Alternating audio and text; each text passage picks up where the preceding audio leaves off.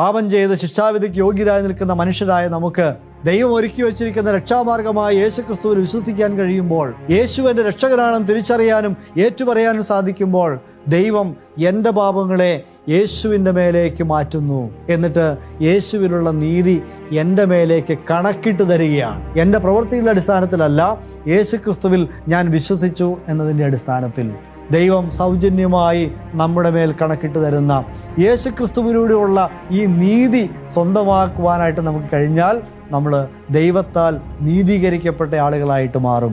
ആ നീതി യേശുക്രിസ്തുവിലൂടെ പ്രാപിച്ച് ദൈവമുമ്പാകെ നീതീകരിക്കപ്പെടുവാൻ ദൈവം വിശ്വാസത്താൽ നമ്മെ സഹായിക്കട്ടെ എന്ന് പ്രാർത്ഥിച്ചുകൊണ്ട് എൻ്റെ വാക്കുകളെ അവസാനിപ്പിക്കുന്നു. കർത്താവിൻ്റെ നാമത്തിന് മഹത്വം.